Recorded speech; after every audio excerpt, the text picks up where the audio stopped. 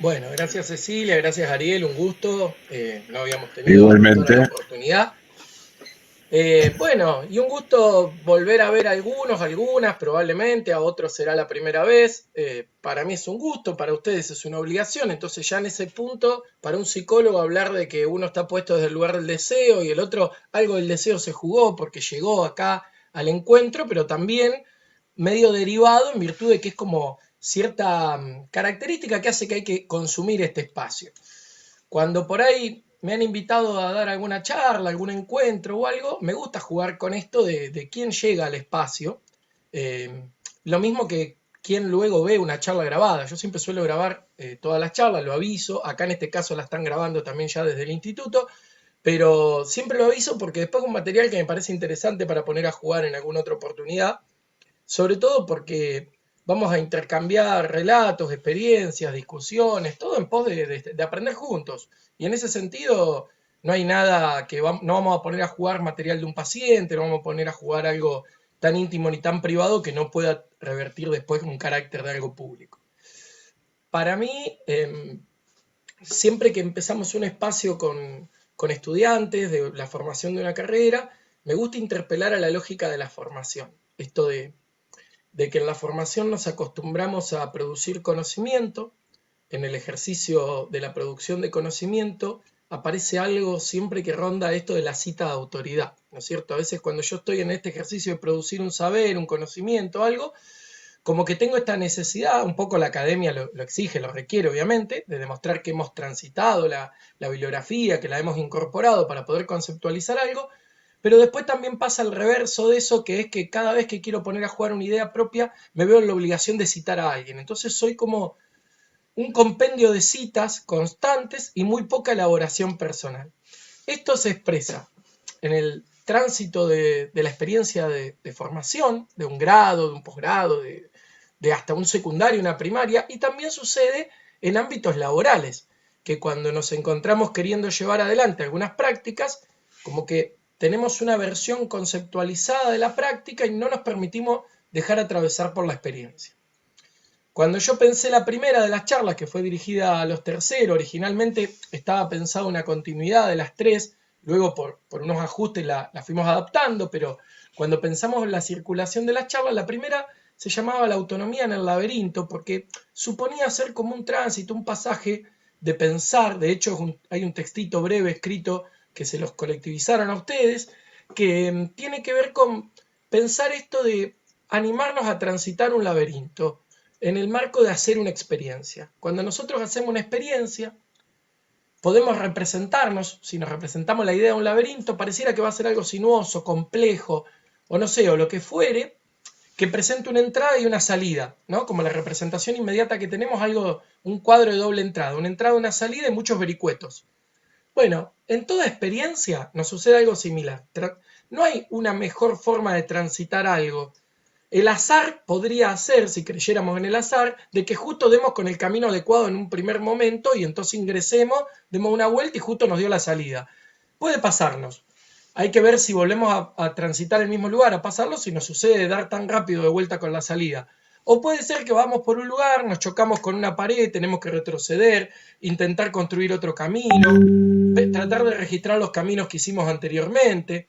Y en toda esa circulación vamos intentando hacer una experiencia de ese recorrido. Bueno, la formación y en la práctica laboral esto se pone a jugar siempre.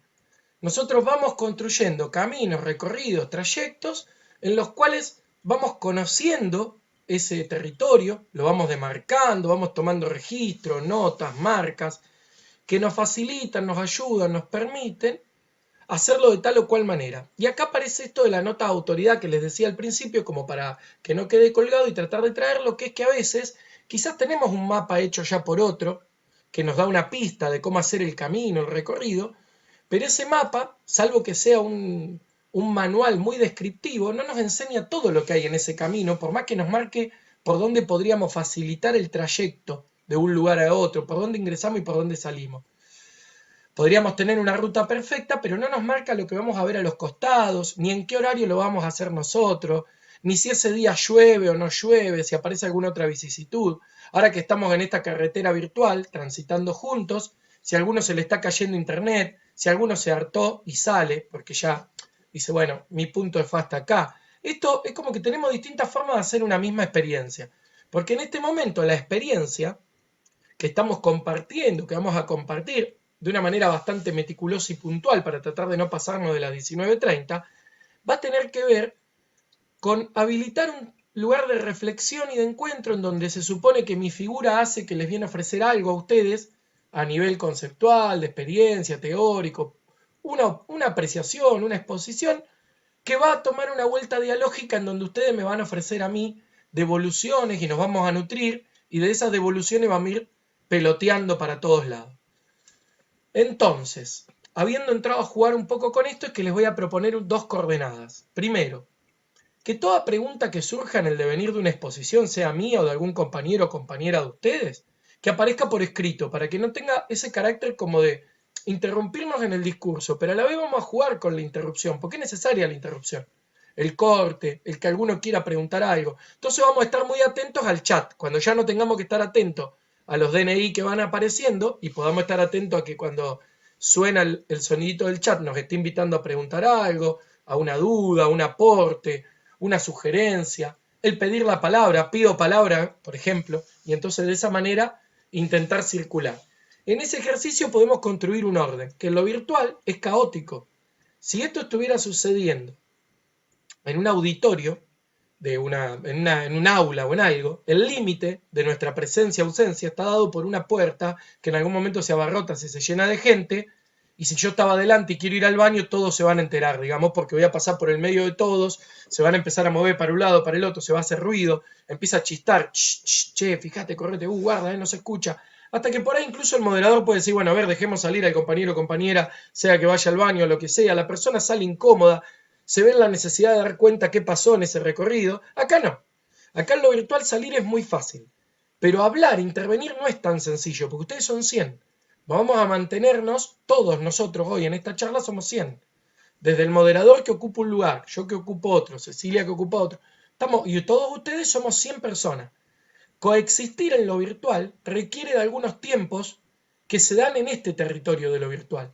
Entonces, habilitar una lógica de participación masiva, o sea, que todos podamos participar, pero construir una idea de ver el hilo de cómo hacerlo, va a ser algo que nos va a demandar momentos distintos en el encuentro. Entonces vamos a ensayar en principio por esta idea de ir escribiendo en el chat. A lo cual yo intentaré ir viendo y si se me escapa seguro alguien me lo va a marcar y si ven que nadie lo marca y sigue pasando, abrimos un micrófono y ahí entonces sí, ya no se puede superar esa situación. Pero bueno, habiendo dicho esto, tratando de hacer tiempo, dándoles la posibilidad de que terminen de tipear sus nombres y documentos, vamos a ponernos a jugar un poco con lo que nos convoca hoy. En la autonomía en el laberinto, la primera charla que sí fue dirigida a ustedes fue la segunda en busca de la actividad física y hoy la idea sería trabajar en busca del deporte. A mí la primera diferenciación que quería hacer era primero acentuar esta importancia de plantear la noción de búsqueda. De búsqueda en un sentido de poder imaginarnos que si estamos en un laberinto, lo que podemos llegar a buscar es el camino, el trayecto, la experiencia, podemos buscar un montón de cosas, pero supone una intención que nos invita a hacer, a transitar, a recorrer, a estar por ahí. En ese momento en el que nos invita a hacer, a pasar de un estado pasivo a otro activo, ya hay una activación física, mental, subjetiva, biopsicosocial, hay una activación de la experiencia. Cada vez que nosotros generamos una activación de una experiencia, y si es motora o física, claramente estamos hablando de actividad física. Yo en este momento con la mano derecha tomé el termo, con la izquierda agarré el mate, con la derecha usé mi motricidad, usé mis noxia, mis praxia para poder cebar el mate sin quemarme, ahora lo voy a dirigir a mi boca, interrumpí mi verbalización, la vuelvo a enunciar, todo eso es actividad física. Nosotros no lo registramos así en el cotidiano, en el común del cotidiano, y menos ustedes, o sea, dentro del profesorado de educación física, probablemente para ustedes actividad física, la primera simbolización que les aparece respecto de eso, las significaciones más propias, es de una persona haciendo una actividad física enmarcada dentro de lo posible en una activación más controlada, un ejercicio, podríamos pensar, salir a caminar, salir a correr. Y nos perdemos el registro más cotidiano de todas aquellas actividades que hacemos en nuestra cotidianeidad, en donde supone una activación física. Esto que no se invisibilice me parece importante y relevante. ¿Por qué? Porque hay muchísimas personas, muchísimas, que ante una situación de crisis subjetiva, que ante una situación de un problema de salud, cualquiera que fuere, o también una cuestión de querer cambiar, no detectando un problema de por sí, pero queriendo cambiar su forma de estar en el mundo y demás, dice, me falta hacer actividad física, ¿no? Entonces hay una connotación bastante general que tenemos todos, donde muchas veces relacionamos, y ahora sí voy a poner la palabra, la actividad física al deporte.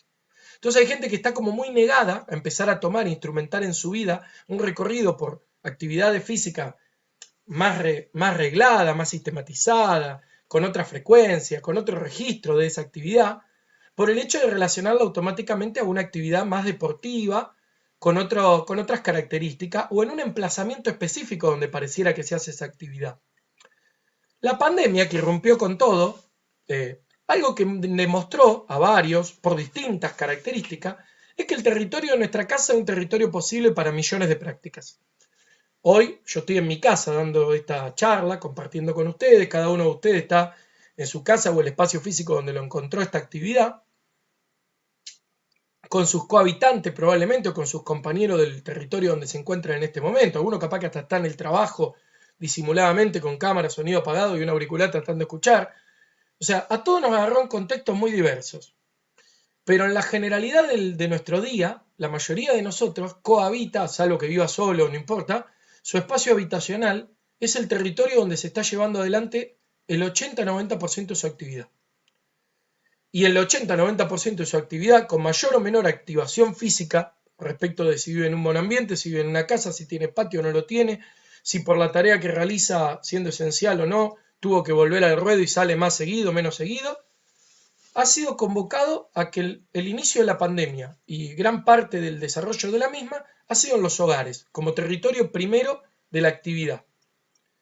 Hay gente que antes que suceda la pandemia, antes que irrumpa, ya el territorio de su actividad cotidiana, en su mayoría, era el hogar. Una persona con un cuadro de depresión, una persona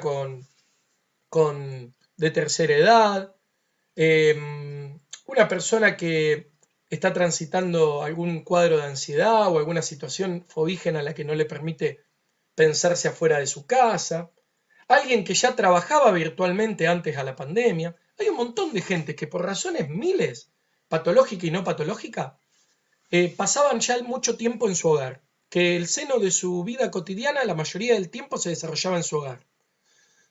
Entonces, si bien la pandemia nos ayudó a reflexionar y darnos cuenta que en nuestro hogar podemos realizar un montón de actividades, que antes pensábamos que no la teníamos tan clara, de hecho varios para poder reordenar su actividad laboral, su oferta de trabajo, han tenido que situarla a los domicilios, a llegar a esos domicilios de alguna manera, a través de la pantalla, también sirvió para poder pensar entonces y volver un poco más consciente que así como es súper importante tomar agua, descansar cierta cantidad de horas y comer un danonino diario, también es muy importante registrar el nivel de actividad física que hacemos cotidianamente.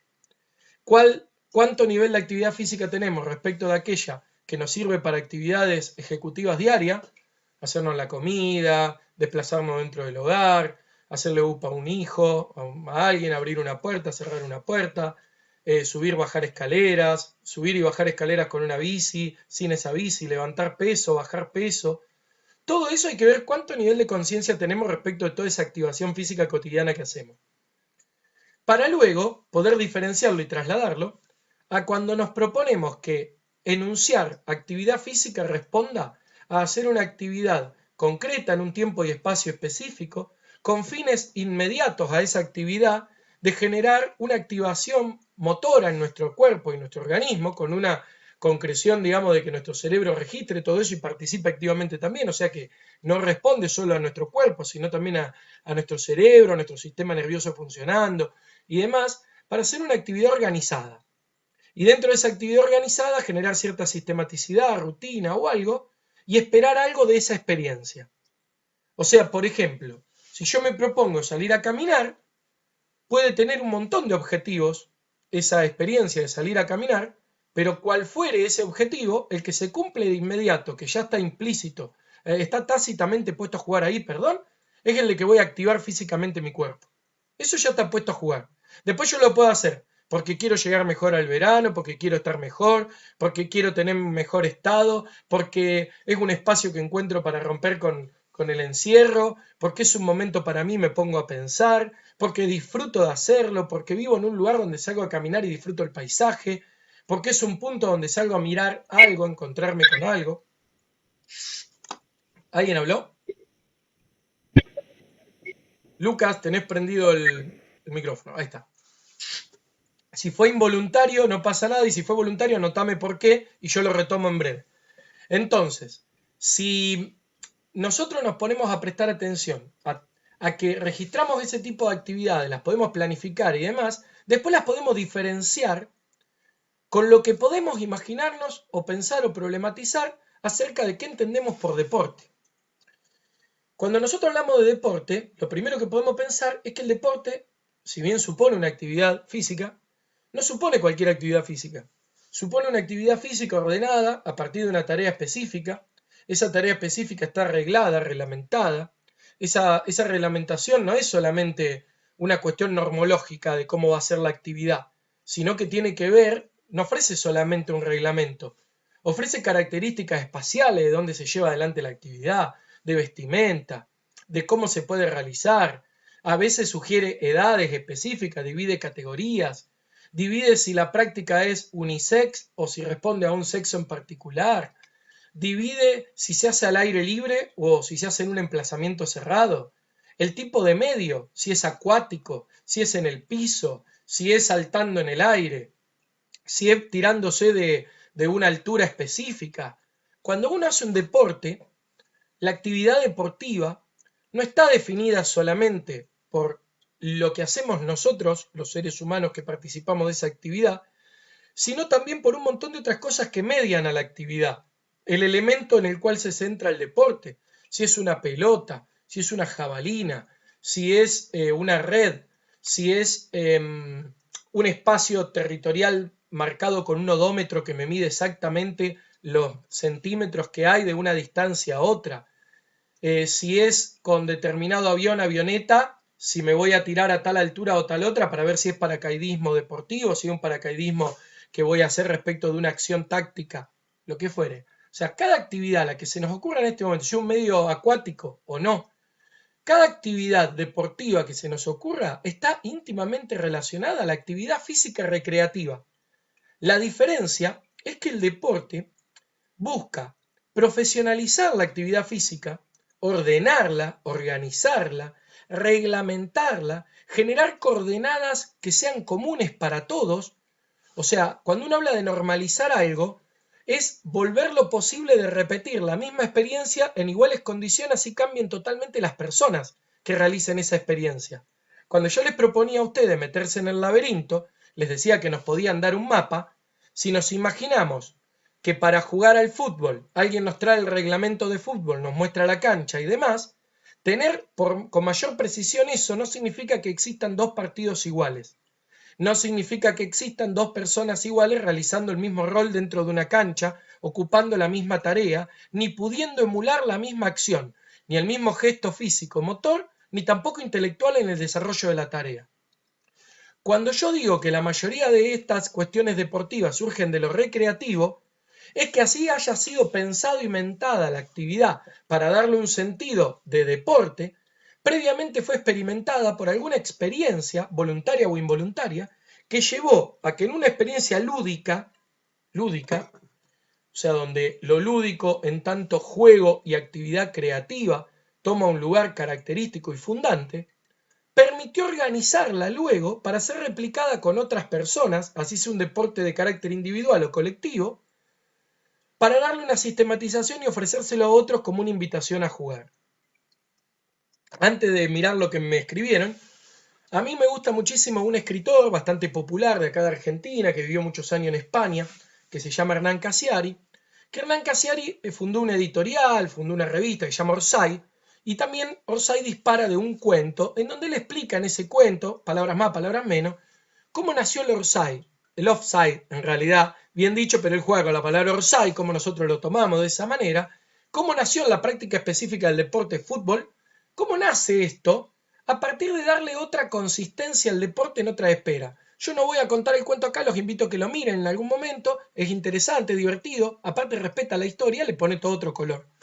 Pero en algún punto sirve para ver cómo incluso hasta una actividad reglada todo el tiempo está en tensiones de ir buscando profesionalizarla y perfeccionarla. Y sin embargo, muchas veces los niños, en un modelo de crianza, nosotros los adultos y todo, muchas veces nos juntamos a emular estos deportes, pero no nos ajustamos a la regla específica y estricta y nos permitimos recrearnos en esos lugares y nos permitimos juntarnos a jugar con amigos, jugamos al fulbito y ponemos algunas condiciones, nos juntamos a jugar al hockey, al handball, al vóley, y esas condiciones por lo general suelen estar dadas por quienes llegaron a la actividad, si completamos o no el cupo específico para jugar, que no quede nadie afuera, entonces se arman partidos de 13 o de 7.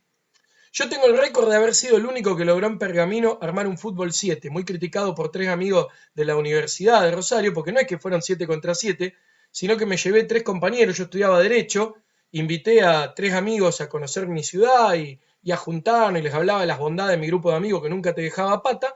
En esa oportunidad armamos un partido de fútbol, por distintas cuestiones no se armó y terminamos siendo 7 en una cancha alquilada que ya había que pagarla sí o sí, entonces jugamos 4 contra 3 y quedó grabado en el hito de la amistad de que soy el creador del fútbol 7, de un fútbol 7 muy odiado, muy vapuleado, con mucho desgaste, terminamos destruidos, y del cual en esos 7, 2 eran niños adolescentes de 14, 15 años, jugadores activos del deporte, que quedaron nucleados en el mismo equipo, del lado por suerte de los que eran 4, y corrieron como unos condenados, y los otros 3, que éramos personas que estábamos en otras condiciones, no la pasamos tan bien, a pesar de que nos reímos mucho al respecto.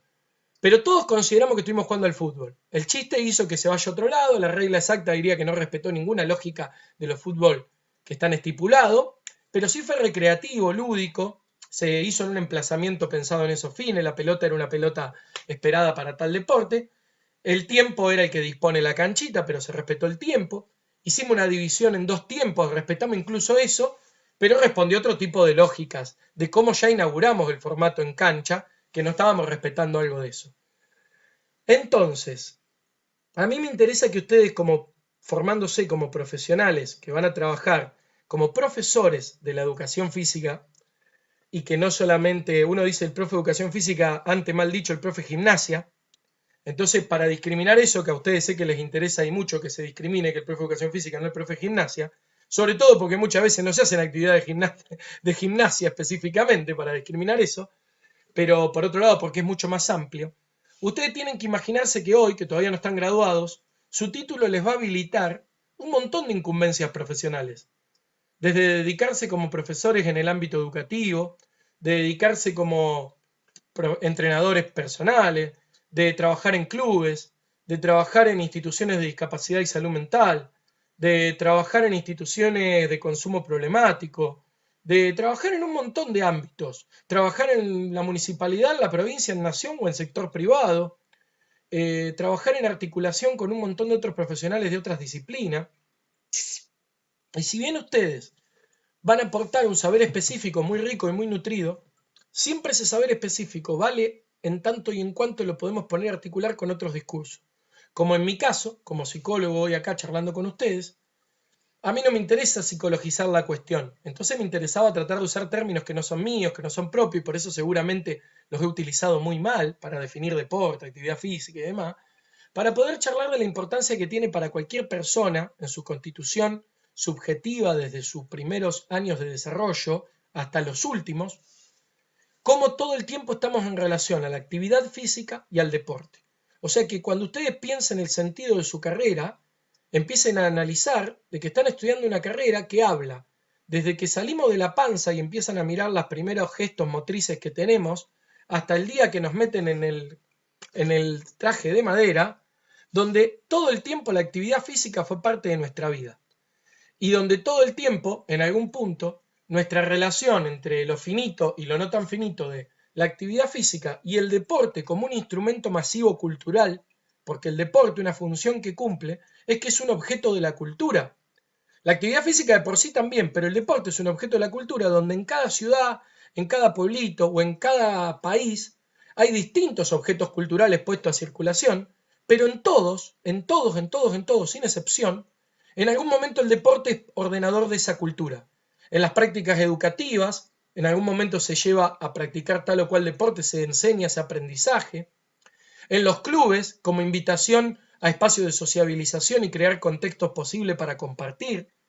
Entonces el deporte y la actividad física son dos actividades fundantes y que nos acompañan durante todo el desarrollo de nuestra vida, con amor, con empatía o con apatía, pero está siempre presente ahí, en cada una de las personas.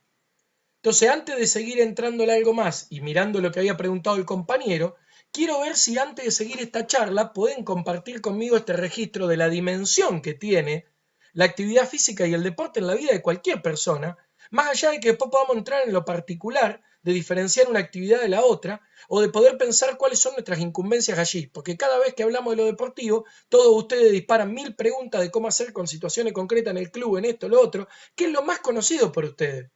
Entonces, ¿de qué sentido tiene a veces estar hablando todo el tiempo de lo conocido si nos podemos meter en lugares más interesantes, que son esas preguntas que nos sirven para abrir otras preguntas, respecto de los lugares que no habitamos tan seguido? ¿Por qué no nos vamos a chocar un ratito las paredes del laberinto?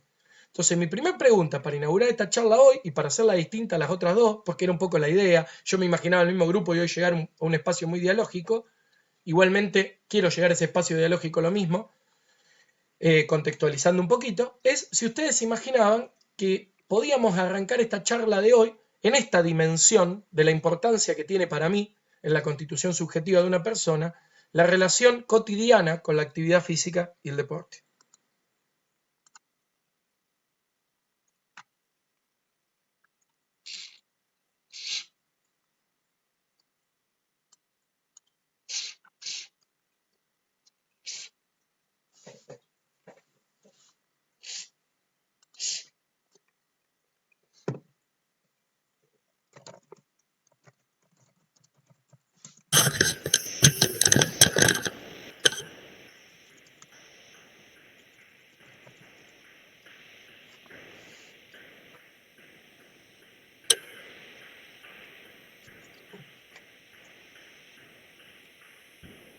Están tímidos.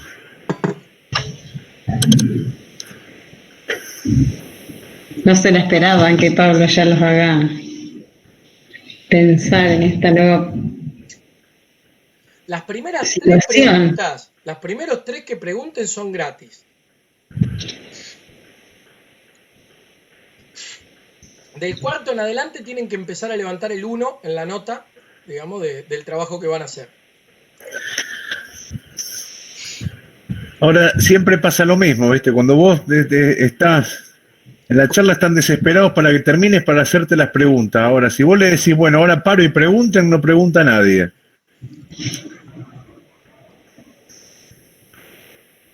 La sorpresa a lo mejor los confundió. ¿Se puede repetir la pregunta? Ahí está. Tal cual. A ver, vamos a jugar con esto. Es muy difícil repetirse uno mismo, ¿viste? Porque una misma persona no se puede bañar 2 veces en un mismo río, porque ya no es la misma persona y no es el mismo río. En el constante devenir pasa. Entonces se las voy a cambiar un poquito a ver si se simplifica, manteniendo el espíritu.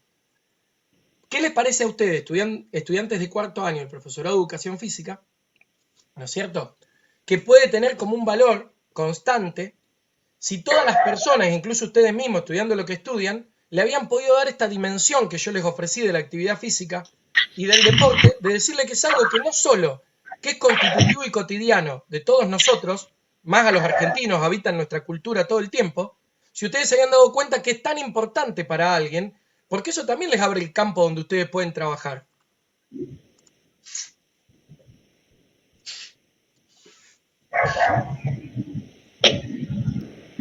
Me perdí yo en el camino de la pregunta.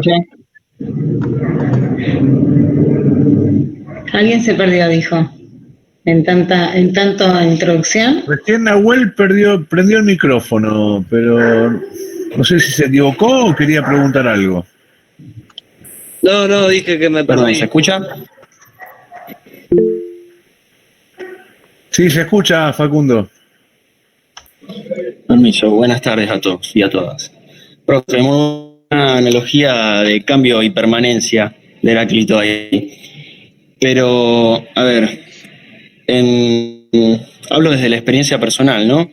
¿Cómo ha influido esta constitución subjetiva y esta constitución de esquema corporal en tiempos de pandemia? ¿Cómo usted cree que el aislamiento ha rotado el sentido de la construcción en todo este tiempo? Dale, la conservo, escucho algunas preguntas más y devuelvo todo junto. Perdón, la voy a leer por si alguno está con celular y no puede leer el chat. Acá Lucía dice, es necesario ir a discutir más lo desconocido. En nuestra carrera muchos de los errores que se cometen creo que son por estar continuamente discutiendo lo conocido. Bueno, eso también lo tomo. A ver, algún aporte más e intentamos unir y pensar.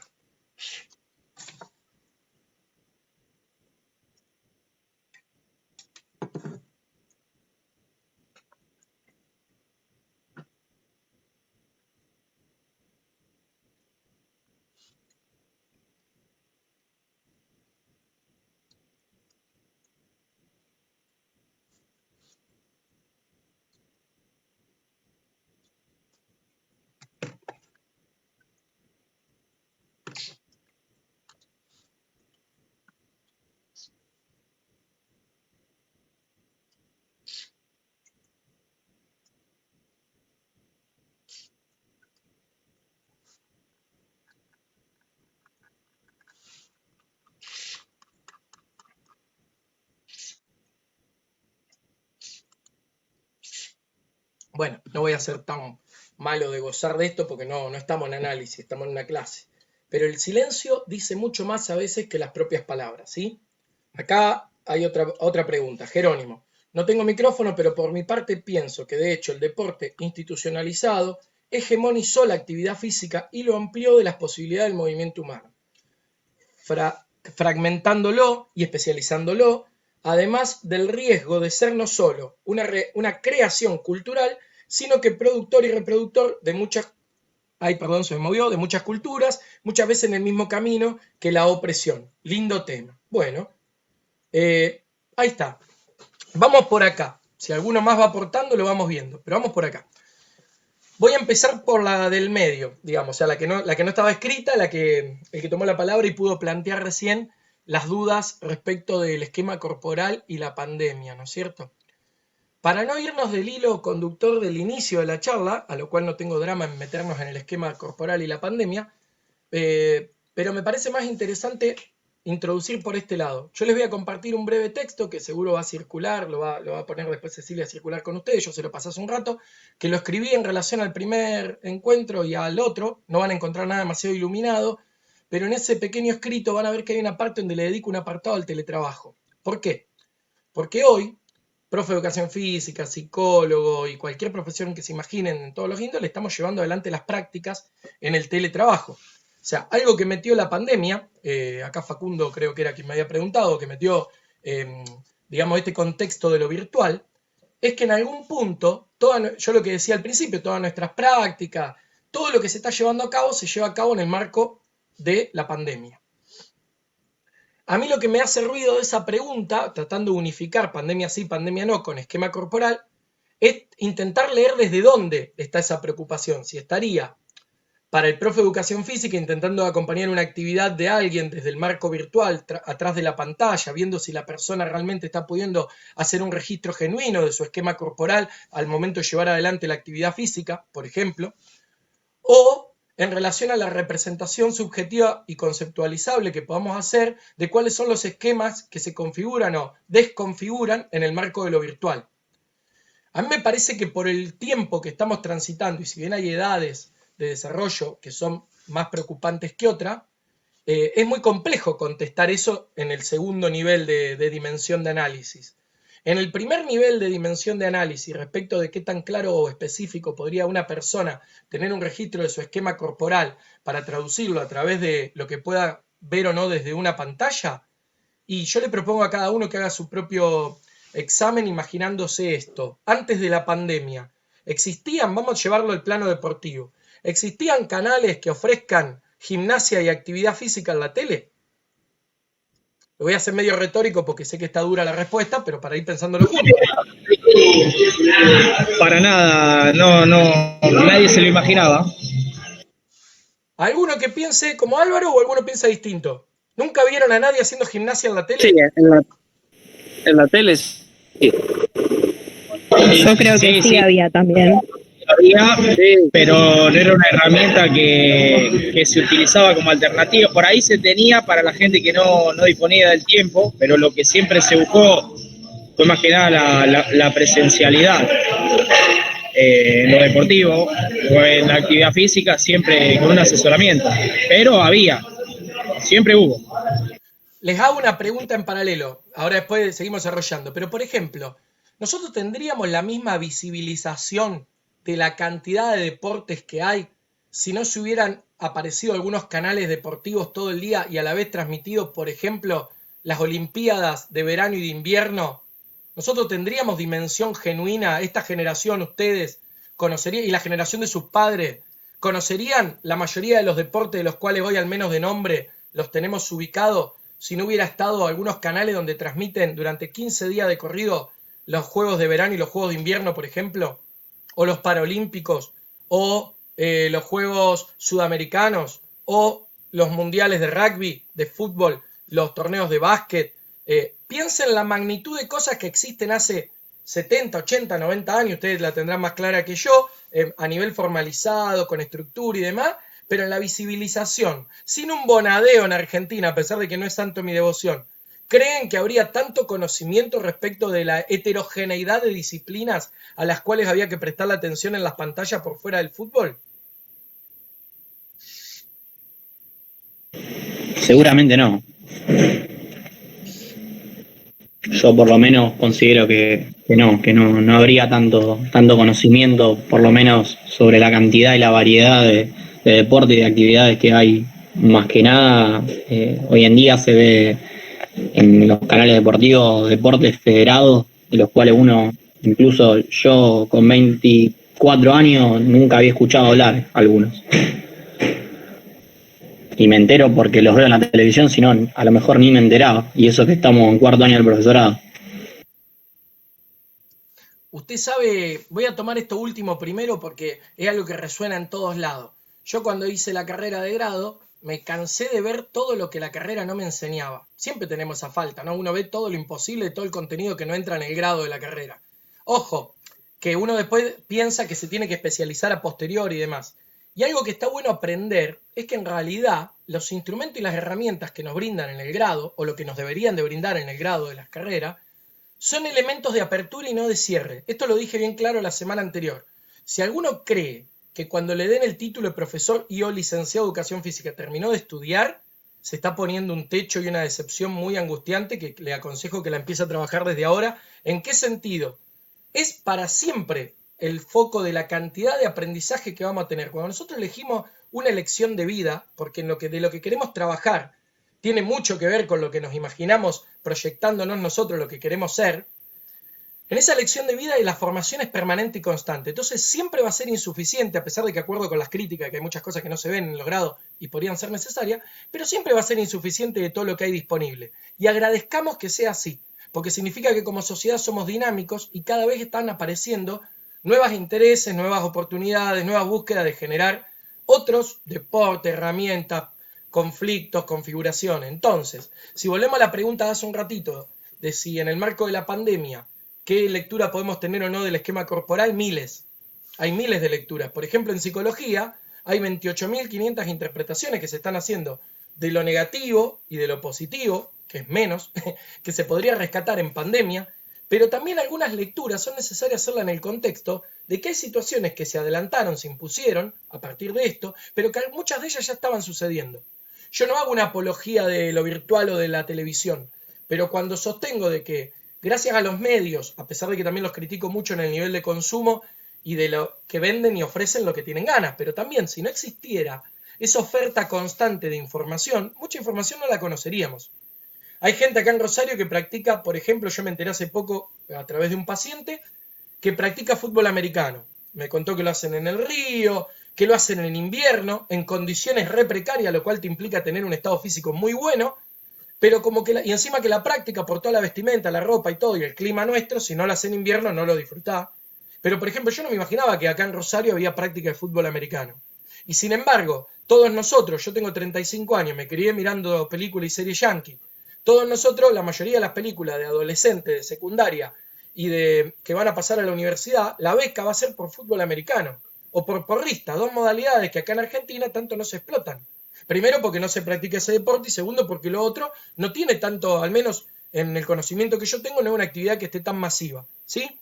De hecho, las universidades de acá tienen otra lógica, entonces las becas que existen tienen que ver estrictamente por promedio en las privadas o méritos o algo, o las becas por lo general son de posgrado y no tanto para el grado, porque la universidad es pública.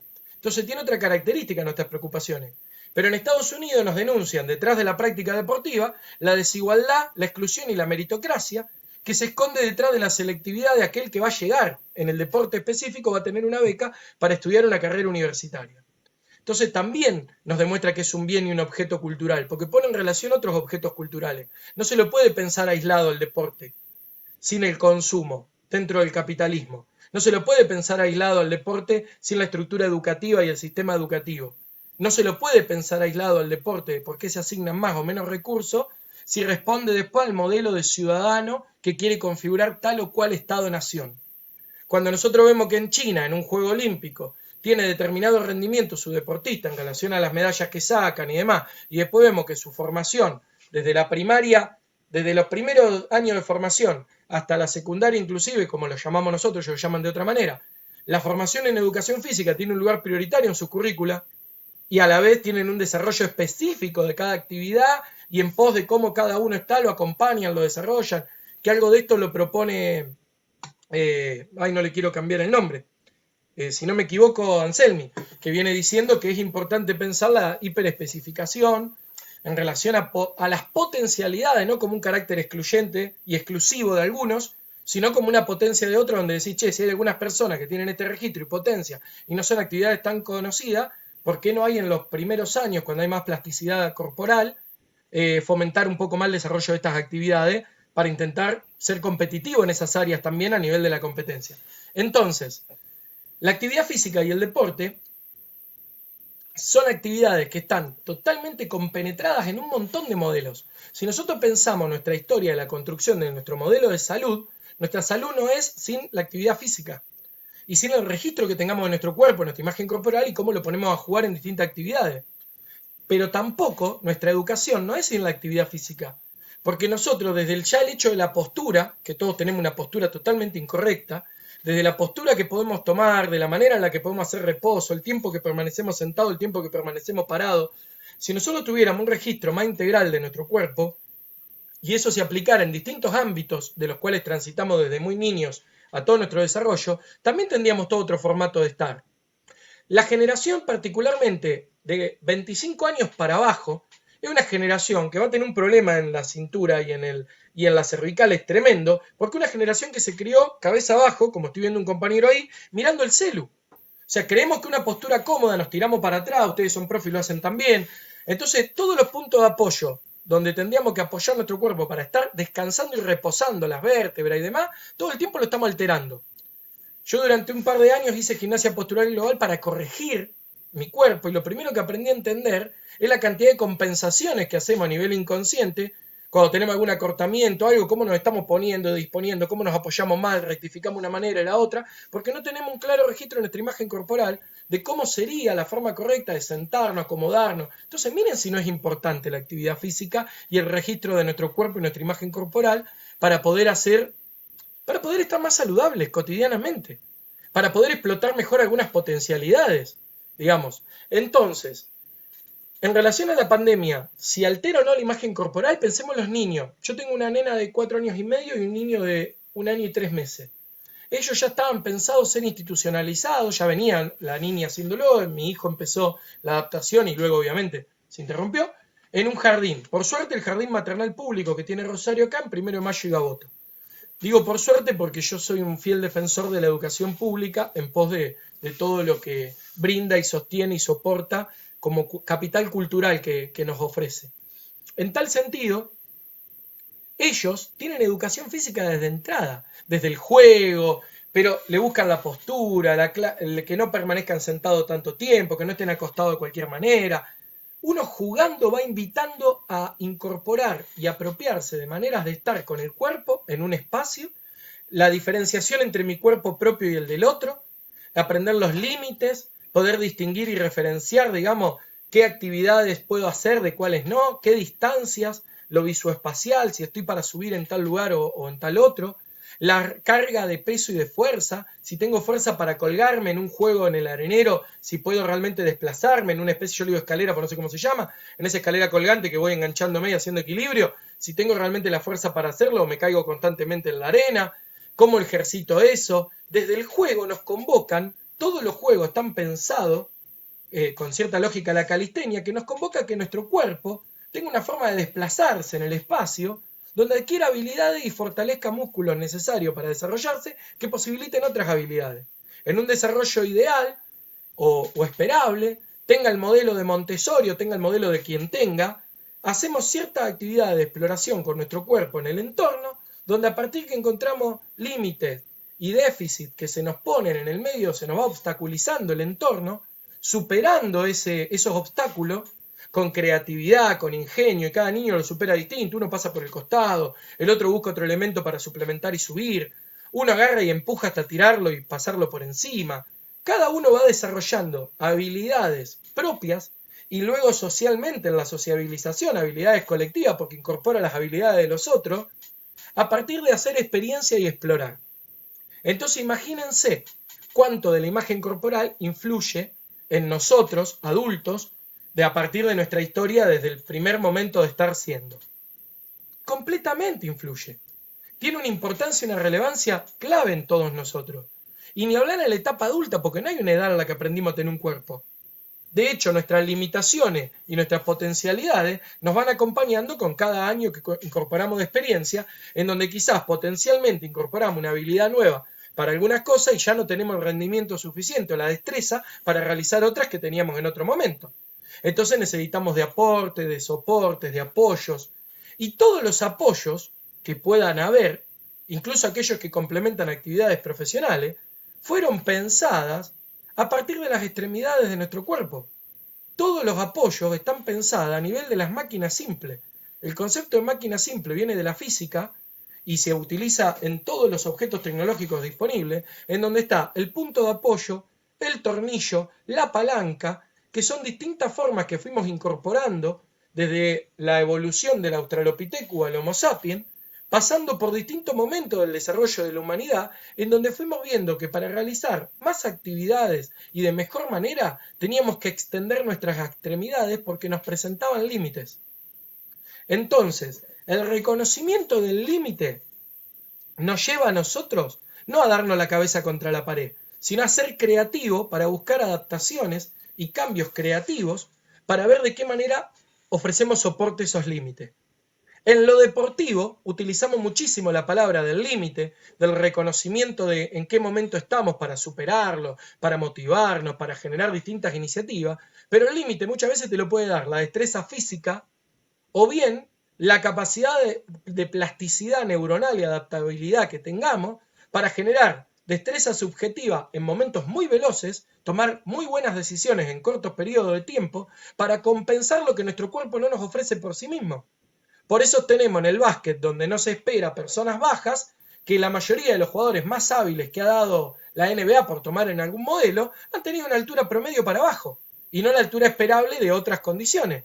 O tenemos, como en el fútbol, personas con un cuerpo que no portaban un cuerpo tan ideal para la disciplina, se han destacado o se destacan al día de hoy. Sin ir más lejos, podemos pensar en Messi como un modelo posible. Pero también tenemos en el hockey como distintas habilidades de algunas jugadoras o algunos jugadores en el hockey masculino también, de cierta destreza en sus músculos cortos y largos respecto de cómo soportan el llevar un palo todo el tiempo en una posición incómoda, le estamos agregando 1 metro a una extremidad, y sin embargo, así todo, logran generar un equilibrio tal que les permite tener una destreza impecable de no solo trasladar un palo, sino realizar una fuerza, no caerse en ese ejercicio de realizar la fuerza, incorporar una dimensión visoespacial de todo lo que está pasando alrededor y generar una trayectoria y apuntar en esa trayectoria a una localización específica. Fíjense todo lo que hacemos con nuestro cuerpo, con nuestra mente, actuando en conjunto. Estamos atentos al tiempo, al espacio, a lo que sucede alrededor nuestro, a nuestro conocimiento de nuestro tono muscular, el registro del peso del objeto que tenemos en la mano, en el pie, si un botín, en un guante. Estamos agregándole algo a nuestro cuerpo, lo estamos incorporando a nuestro esquema corporal, y con ese objeto incorporado a nuestro esquema corporal nos estamos permitiendo emplazarnos en un espacio, en movimiento, en tiempo real y con otras personas a nuestro alrededor. Es fantástico todo lo que hace nuestro cuerpo y nuestro cerebro para poder incorporar todo eso. Cuando hacemos natación, en la clase pasada salía lo de la natación, el encuentro pasado, aparece esto de cómo el medio acuático se ofrece como un lugar en donde, como nos da una resistencia física concreta, o sea, nos tiramos al agua y la presión del agua nos enseña que nuestro cuerpo está ahí, lo distinguimos plenamente nuestro cuerpo, a diferencia de en otra disciplina, lo tenemos todo el tiempo, estamos en un roce constante con ese medio acuático.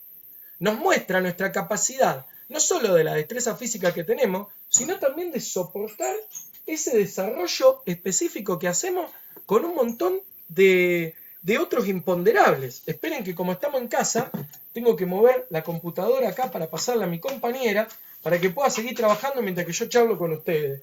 Que es lo que les decía, que no sucedería en un ámbito de otro lugar. Y también les tengo que pasar el cargador y registrar eso, y mi niño va a hacer la pirueta de no llorar en el mientras tanto, y yo tengo que no perder el hilo. En este momento soy un deportista que acabo de agregar algo a mi extremidad que no estaba pensado ni proyectado, se lo pasé a alguien más y casi me pierdo del hilo.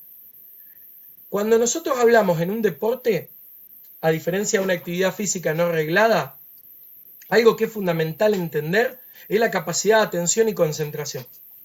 La capacidad de atención y concentración que tenga la persona, sumado a su posibilidad de toma de decisiones, asunción de roles, liderazgo y también la relación de poder tomar el liderazgo de otro, negociar en virtud de que si es un deporte colectivo, la asunción de roles es clave porque cada uno está pensado para una actividad específica, pero también en relación y en coparticipación con los otros. Que si es arquero, su trabajo vale si el defensor, el volante y el delantero, en la actividad que sea, pudieron llevarlo adelante. Que si es una carrera en posta, no es cuánto uno se esfuerce, sino que tan prolijo le dé al otro la posta para que pueda salir de la misma manera. Que si es una actividad que tiene ciertas características específicas que requiere de una visión completa del espacio, le grita al compañero, le avisa a la compañera, le sugiere alguna cuestión táctica. O sea, cuando nosotros realizamos una actividad reglada, un deporte, conocemos el reglamento del mismo, pero también tenemos todo el bagaje que nuestro cuerpo y nuestra mente incorporó en toda la práctica que le pusimos a esa disciplina de la cantidad de posibilidades de decisiones que tenemos en un microsegundo. Y a la vez, en ese mismo microsegundo, con todo ese conocimiento y todo, aparece nuestra creatividad, rompiendo toda lógica y nos permite a veces hacer cosas que son hasta irrepetibles, porque tiene que ver con la espontaneidad de estar situado en ese momento. Cuando nosotros formamos a alguien en una actividad deportiva, o somos formados por alguien en una actividad deportiva, aparece una cadena de transmisión de la posibilidad de eso que va a suceder, pero no da cuenta de cómo va a ser la experiencia específica al momento de llevar adelante la experiencia. Por eso es tan interesante, tan lindo y tan importante para todos nosotros participar de prácticas deportivas. Ahora bien, ustedes formándose como formadores, imagínense trabajando en clubes barriales, llevando adelante cualquier actividad deportiva, la que fuere, que tiene objetivos claros, competitivos o no competitivos, pero de formación y de progresión. En aquellas que tienen posibilidades competitivas, ¿qué pasa en los periodos de formación de estos jóvenes cuando los preparamos solamente para la disciplina y no para lo que la disciplina permite en el desarrollo social y comunitario? Porque algo que por lo menos a los psicólogos sí nos preocupa y a ustedes les debería de preocupar por igual, tendría que ser un conjunto, es que cuando estamos formando a alguien para realizar una actividad, no lo podemos formar para un resultado. Lo tenemos que formar para el desarrollo pleno de la actividad. Y uno desarrolla plenamente una actividad cuando aparece el disfrute. Si uno no disfruta aquello que hace, probablemente puede ser un robot, se puede programar para realizarlo y demás, pero no va a explotar con toda su potencialidad el desarrollo de esa actividad. Si uno sabe nadar muy bien y se cae al río y no está disfrutando que lo lleve la correntada, va a tener recursos en lo posible para salir a lo mejor a flote de la situación. Ahora, si yo me tiro en una pileta recreativamente, no voy a estar pensando si el crawl, la mano entra por atrás de la oreja, va por tal lado. Ahora, si yo compito, si no presto atención a eso, es probable que pierda segundos que hagan que no gane una carrera.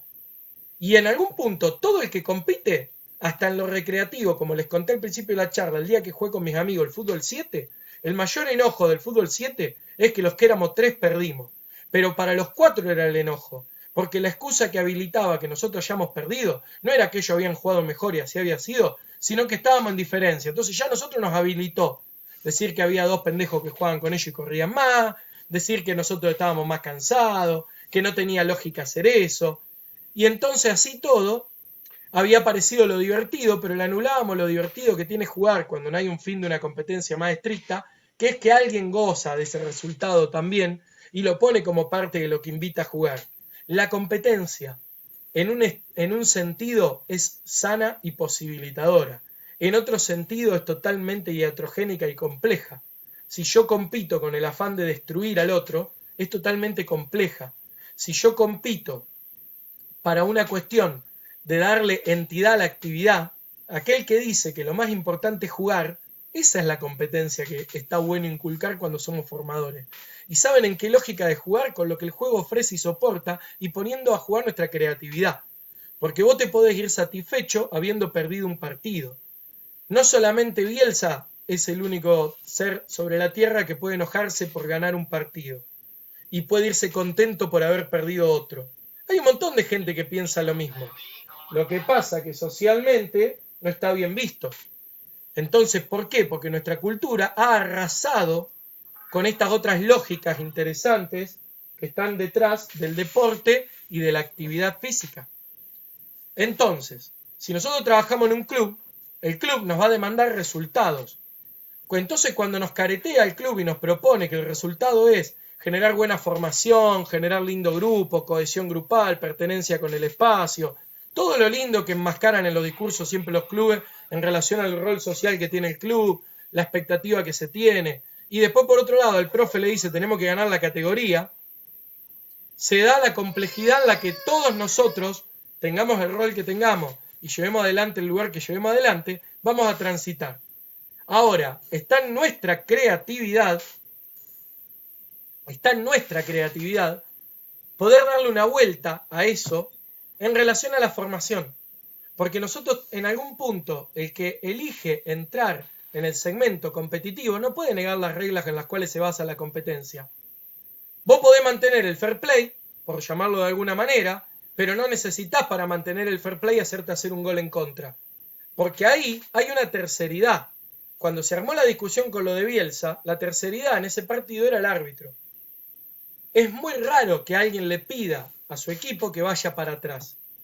Porque en los fundamentos, vos le podés enseñar a ese equipo fundamentos y lógica deportiva y una sana competencia y un fair play, sin tener necesidad de exponerlo a situaciones en las cuales no son esperadas en un campo de deporte, ni siquiera en lo lúdico recreativo. Jugando entre amigos, te pelearás un poco más, te pelearás menos, le pondrás más o menos pasión, pero no existe el gol en contra. A lo sumo anulás el otro, le buscás otra vuelta, o te quejás de eso en el post partido. En una competencia, cuando apareció esa escena, que a mí me parece hermosa esa escena para laburarla, empezaron los defensores de la moral a resaltar lo bien que este técnico ocupando ese lugar le había dado un mensaje al mundo, ¿no? Y en realidad, en la máxima competencia de un lugar donde esos jugadores son profesionales y cobran para realizar esa actividad, y el que media las reglas, que es el árbitro, cobra para realizar la actividad, ¿por qué ese árbitro no se puede equivocar? Si en el seno del juego está la posibilidad del error humano. En todo el juego está la posibilidad del error humano. Entonces, ¿por qué no fomentamos una competencia en donde entendamos la dimensión de que el error humano es parte de la competencia y del juego mismo?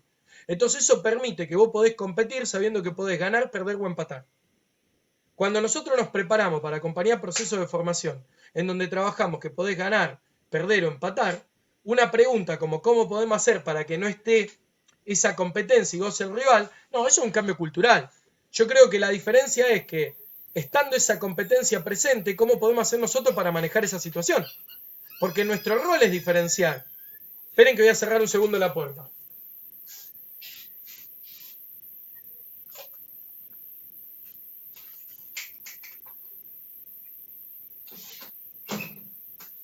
El de ustedes, acompañando un grupo y coordinando un grupo, disculpen la interrupción, o el mío, acompañando un grupo como psicólogo, por ejemplo, no es el de garantizar un resultado deportivo ganador.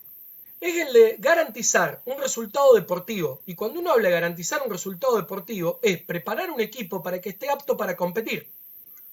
Si nosotros empezamos a hablar y vamos disolviendo qué es estar apto para competir, vamos a dar cuenta que es, aparte de conocer la reglamentación, de tener una preparación física adecuada, tener una noción de táctica, estrategia y demás, presentar un equipo en tiempo y forma, no cometer errores no forzados innecesarios, ni solucionar cuestiones, es presentarse y disputar el encuentro.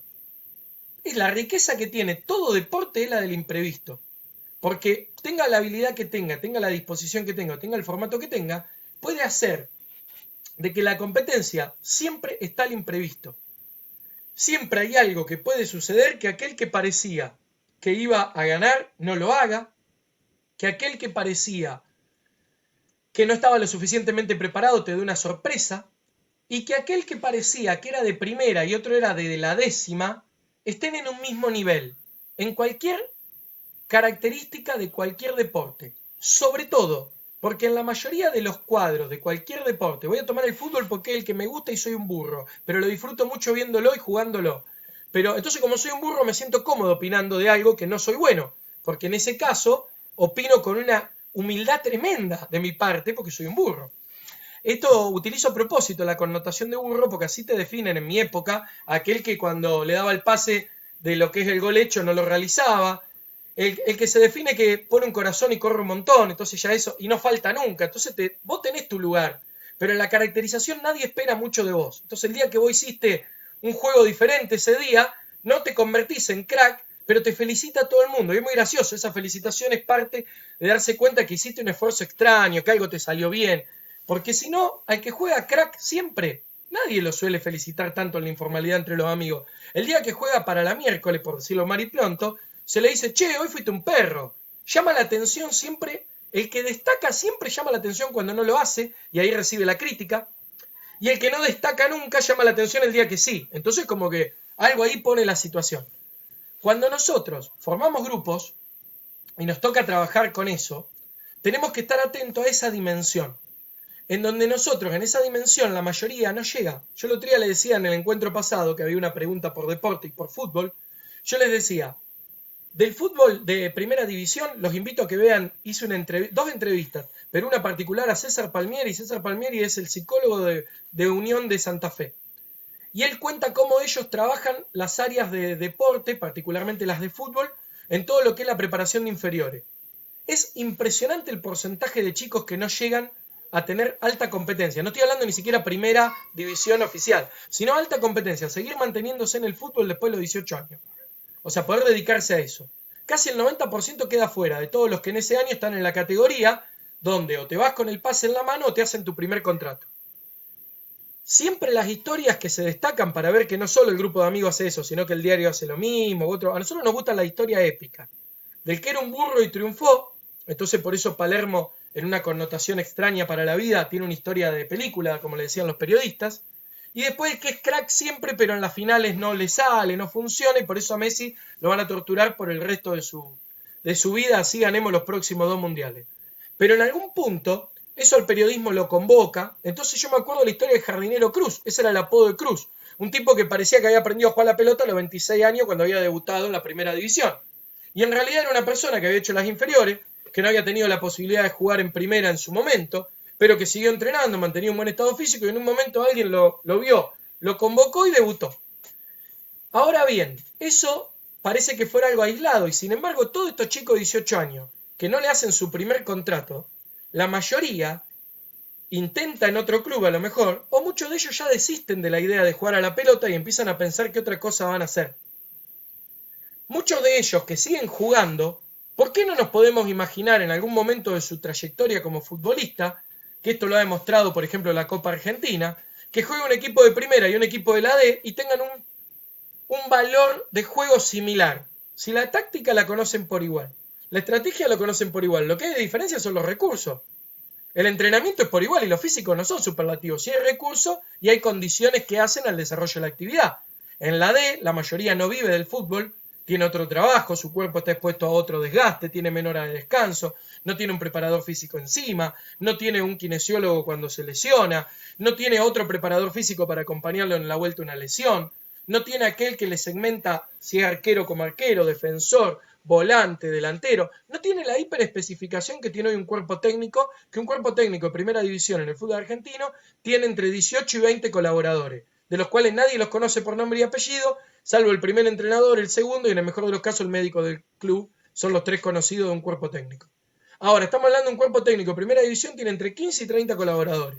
En la D, muchas veces el técnico no llega al partido porque también tenía trabajo ese día y no podía, tenía que levantar una pared, o tuvo que atender el turno en una farmacia. Aparece mucho el amateurismo en relación a lo profesional. Sin embargo, las categorías son competitivas. Hoy por hoy, todo lo que se llama amateur no está exento de competencia. La diferencia es que es no profesional y por ende se supone que no tiene dedicación exclusiva al desarrollo de esa actividad. Entonces, cuando nosotros formamos jóvenes, 14, 15, 16, 17, 18 años, le preguntás el deseo a todos los que van progresando en las categorías deportivas, que fueron quedando muchos en el camino, ¿qué se imaginan ellos? Todos se imaginan viviendo de la profesión del deporte. Aquellos que no lo logran en la primera selección, estos que le dan el pase en la mano, están los que siguen intentando y están los que no. Muchos de esos que no son los que vemos en la informalidad en cualquiera de los deportes, vóley, básquet, lo que sea, que el día que nos encontramos y fuimos lo vimos jugar, juegan en un nivel superlativo. Vos te invitaron a jugar a la pelota, fue uno de estos cracks y la pasó muy mal. Pero es crack al lado de quién. Entonces también entra en esa disputa. Una vez se ve gente en una canchita, en algo que le da una valorización, que no es la que se corresponde frente a otros profesionales en la misma disciplina ante la valorización de otros. Pero uso la palabra valorización porque siempre el recorte de quién entra y quién no es subjetivo, o acomodo, pero también es subjetivo. Cuando uno acomoda o realmente recorta habilidades, condiciones y demás, es subjetivo. A ustedes como profe les va a tocar lidiar con todo, con invitaciones a acomodo, con recorte subjetivo de a quién le dan la oportunidad y a quién no, a quién valoran, qué valoran más, si la habilidad innata de la persona o la disciplina, qué es lo que requiere ese lugar y qué expectativas tiene el club o el espacio en el cual trabajen. Entonces, cuando hablemos de una actividad reglada, deportiva, competitiva, nosotros tenemos que preparar a los chicos para la competencia y en la competencia hay un triple registro, empate, pérdida y ganar, siempre. Entonces, en la formación de los chicos, en la competencia, la posibilidad de tener una segunda oportunidad, que duden en si le dan el pase ahora o en 6 meses, a veces el empate, ganar es que le firmen el primer contrato y no le garantizó el desarrollo como profesional, y perder muchas veces está visto como no quedar en ese primer recorte y que te den el pase en la mano. Ustedes como profe van a tener la tarea de preparar para la competencia, entonces también tienen que preparar ese escenario. Y ustedes no van a ser más o menos triunfadores porque la mayoría de los jugadores del deporte que sea que pase por ustedes triunfen a nivel colectivo o individual de manera pública y cuando los nombren en una entrevista los recuerden.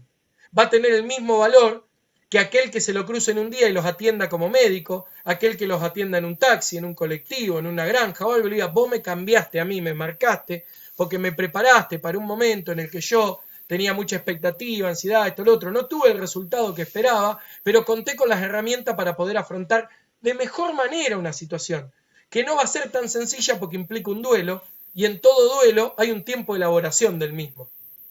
Es como cuando también te hacen tu primer contrato y te pasaste 3 años en un banco, cobrando, pero nunca hiciste el segundo movimiento, que es el que viene después del contrato, que es el debut oficial, el ingresar a la cancha y la permanencia en la cancha o en la pileta o en el predio donde corres, o en el campo de tiro.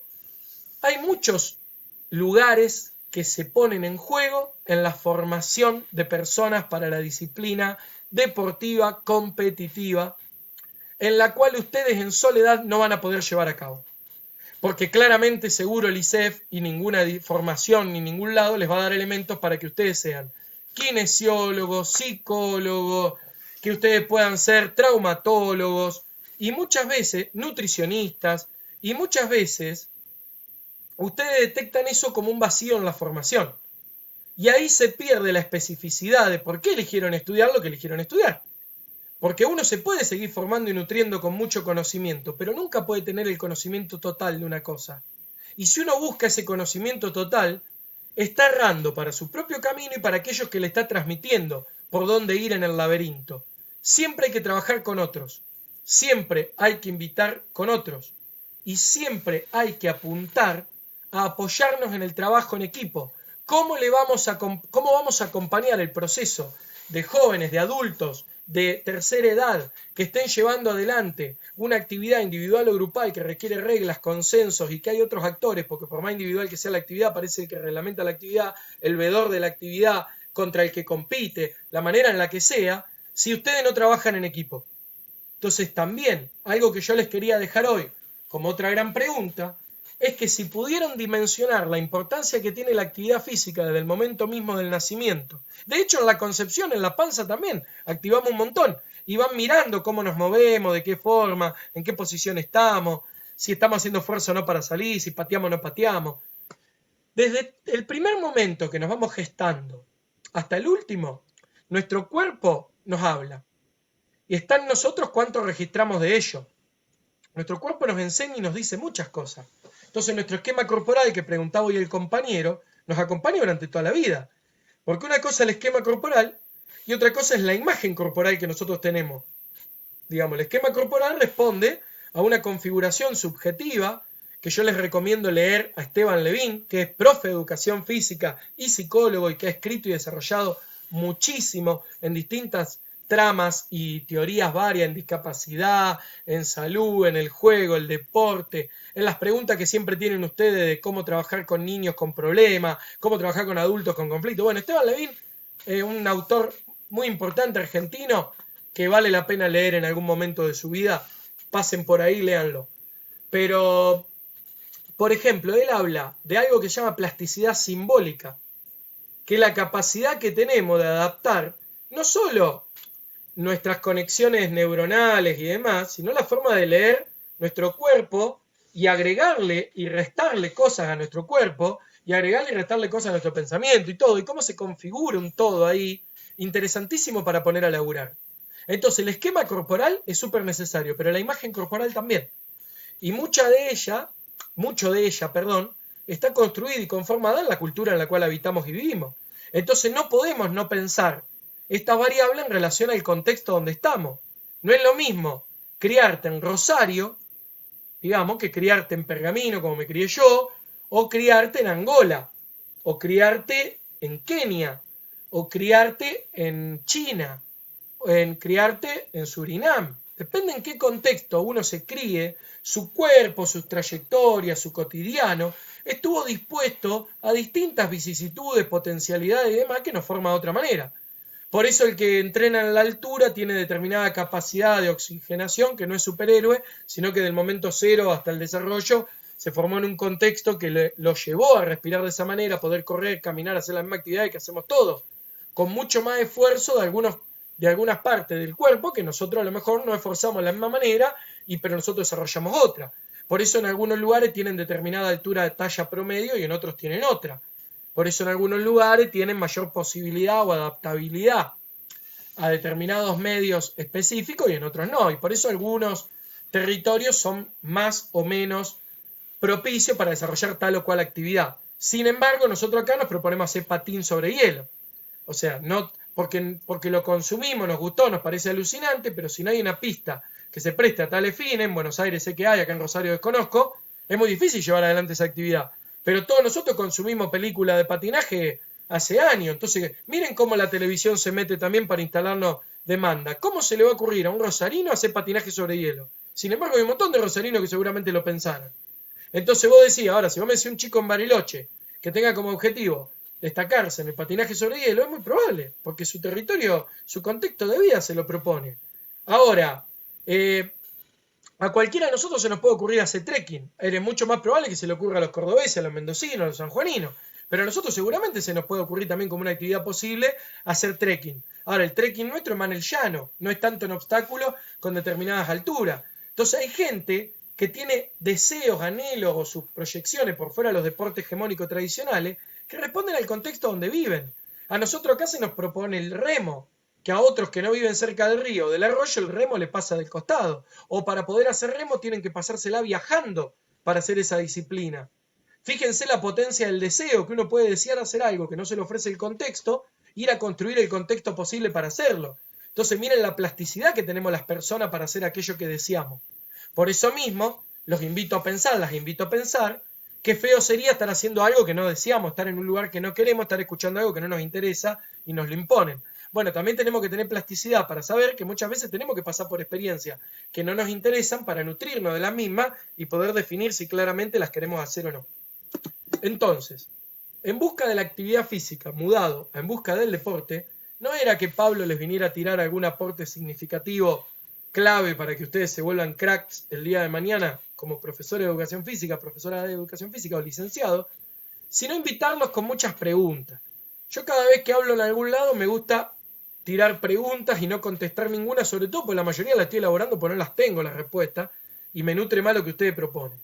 Como vi que la voluntad grupal no había sido tan dinámica, no me gusta hacerlo pasar por una experiencia ingrata del espacio, porque puede ser incómodo, puede no entenderse lo que yo digo, yo hablo muy rápido, podía haber una expectativa de que fuera más expositivo y no tan dialogado, entonces desde ese lugar les pido disculpas, nunca los quise hacer pasar por un mal rato, pero por otro lado el mal rato también tiene algo de la marca, que es que cuando nosotros queremos aprender algo, queremos implicarnos en algo, nos tenemos que exponer. Y ustedes como profesionales, como profesores, van a tener que poder hacer el movimiento que es el de la propia exposición. No le podemos pedir a alguien que responda, que haga, que esto, que lo otro, si nosotros no nos ponemos a la par en el nivel de ofrecernos con todo lo que tenemos a disposición. Y si algo nos enseña la pandemia es que nos ofrecemos con el territorio que tenemos en casa, con la compañera, en mi caso, teniendo que hacer una actividad, con el nene llorando como me pasó el otro día. El primer encuentro se vino la piedra, caía una piedra bárbara, no se escuchaba nada.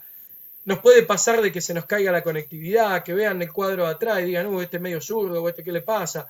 Cada uno, con todo, aparecemos con un lugar que en otros territorios que en algún punto borran cierta singularidad y nos permiten asumir una ficción, una postura, no lo tengamos tan disponible. Entonces en pandemia aparecieron prácticas en donde los psicólogos, por ejemplo, nos encontramos teniendo que poner a disposición mucho de nuestra intimidad, cuando en relación al encuadre de trabajo nuestro suele ser de conocer mucho la intimidad de la persona con la que trabajamos y dar muy poco de la nuestra.